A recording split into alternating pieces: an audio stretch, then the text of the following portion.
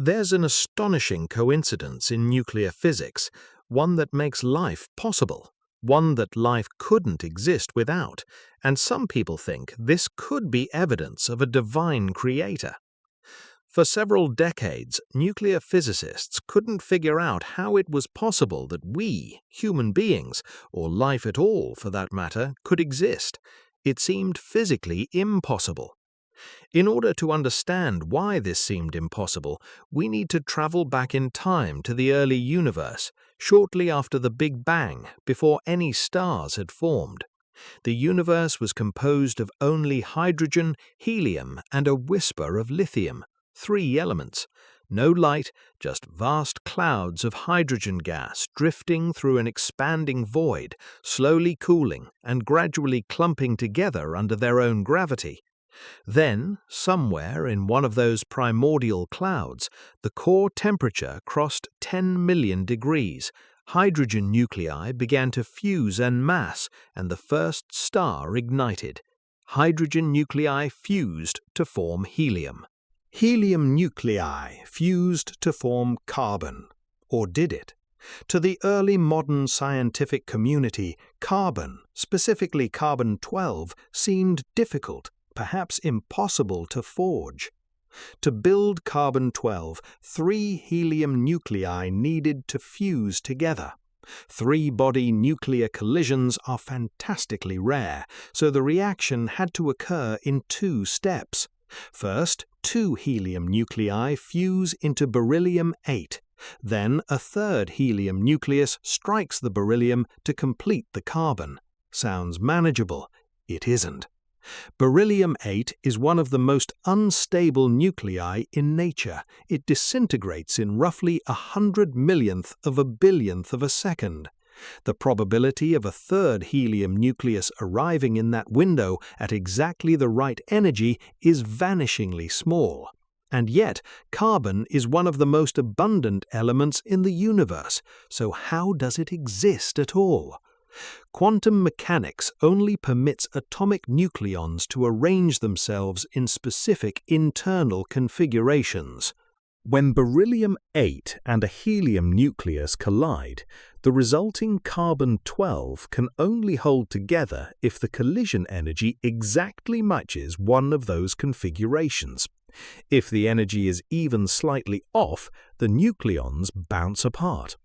In the early 1950s, a physicist named Fred Hoyle figured out that if carbon-12 had one specific energy configuration, it could be produced inside stellar cores in meaningful quantities.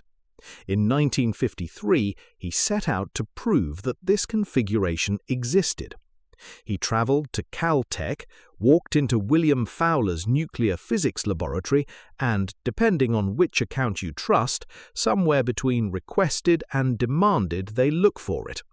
Fowler's team was skeptical, but they looked, and they found it, almost exactly where Hoyle had predicted.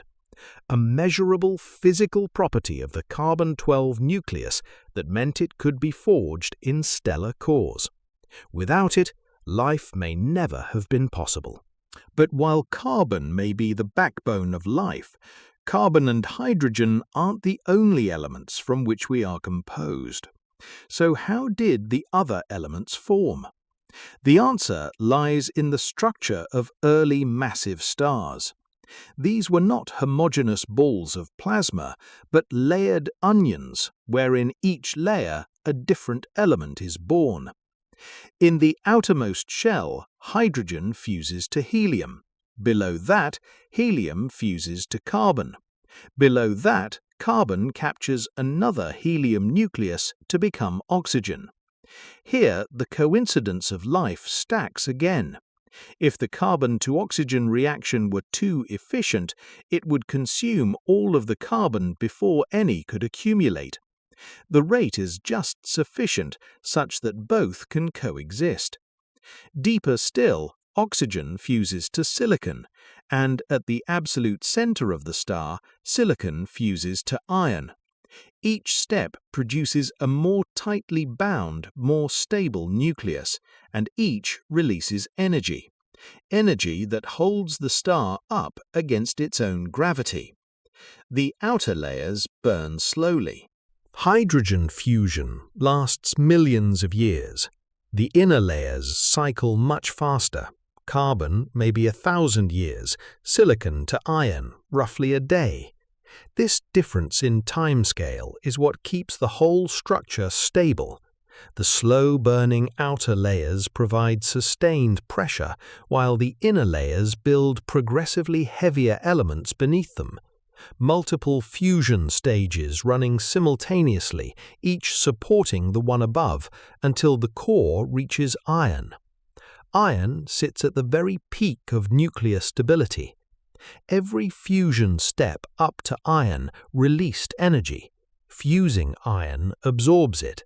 So when enough iron accumulates at the core, the engine that held the star up doesn't merely stall, it reverses. Not because the entire star has become iron, the outer layers are still there, still fusing, but because the core, the foundation the whole structure rests on, can no longer support the weight above it. What follows takes less than a second. The core collapses, crushing down to a sphere roughly 20 kilometers across, a neutron star. The outer layers slam into this suddenly rigid surface, bounce, and a shockwave rips outward through every layer of the onion at tens of thousands of kilometers per second. Every element the star built during its lifetime gets blasted into space. A supernova. But here's the contradiction. If iron is the most stable nucleus, the point beyond which fusion cannot go, how do elements heavier than iron exist at all? The gold in your body, the uranium in Earth's crust, none of them could have been forged through fusion. Something else made them. And that something else was violent. In the extreme conditions of the supernova shockwave itself, a storm of free neutrons bombards the ejected material. Atomic nuclei absorb neutron after neutron faster than they can decay, and elements heavier than iron get built in seconds. Strontium, barium, some gold. Elements the star never could have made while it was alive. But when astrophysicists compared the expected yields of these supernova-forged elements against the observed abundances across the galaxy, measured from stellar spectra, meteorite composition, and the Earth's own crust, the numbers didn't add up. Supernovae could explain some of the heavy elements, but not in the quantities measured. For decades, the total amount of gold, platinum, and uranium in the galaxy exceeded what supernova production could account for. Something else must have been contributing. On August 17, 2017, that something announced itself. A pair of detectors designed to measure gravitational waves, ripples in the fabric of space itself, picked up a new kind of signal. Not two black holes merging, which they'd detected before, two neutron stars spiraling into each other. Within hours, roughly 70 observatories around the world pointed at the same patch of sky and caught the aftermath, a flash of light powered by the radioactive decay of freshly synthesized heavy elements. The spectral fingerprints were unmistakable. Models of the debris indicated enormous quantities of heavy material and estimated several Earth masses of gold alone.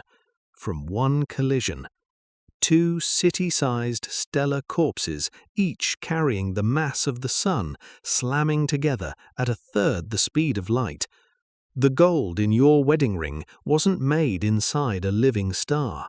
It was forged in the wreckage of two stars that had already died, already collapsed, already become the densest objects in the universe short of black holes, and then found each other and merged. So when people say, "You are made of stardust," what do they really mean? What they really mean, whether they know it or not, is this. The hydrogen in your body, about 63% of your atoms, is primordial, It has never been inside a star. It was born in the first few minutes after the Big Bang. The carbon and oxygen forming your backbone of biochemistry are products of stellar fusion, contingent on a specific nuclear configuration that almost didn't exist. The iron in your blood was built during silicon burning in a massive star's final day, ejected in the supernova that ended it. The calcium in your skeleton was forged in similar explosions, and the trace of gold in your tissues was minted in a neutron star collision somewhere in this galaxy billions of years before Earth existed. Not Stardust, a chemical autobiography of the Milky Way. Every element a different chapter, authored by a different catastrophe at a different moment in cosmic history. And this brings us back to where we started. The nuclear configurations that make carbon possible, the one that exists at just the right energy, the one in oxygen that sits just far enough off target, are not inevitable. Shift them by a few % in either direction and carbon never forms or never survives.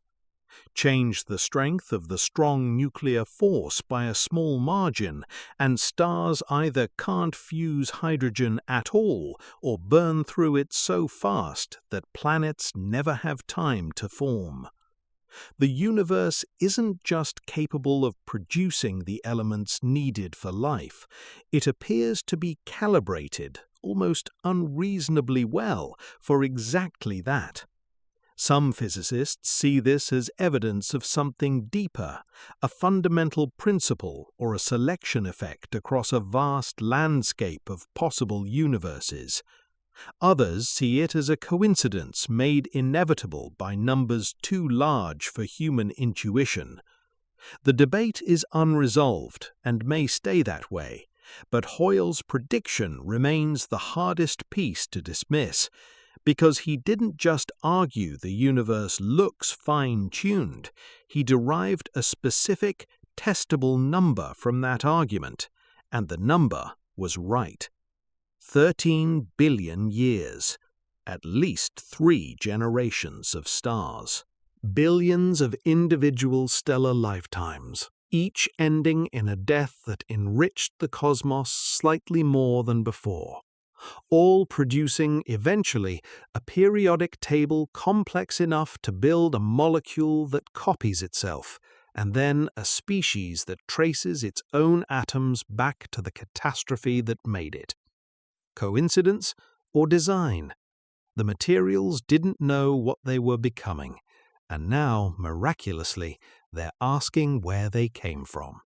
For a limited time only, we are giving out the first 3 chapters of our complete introduction to stargazing completely free. Check our page info for the link.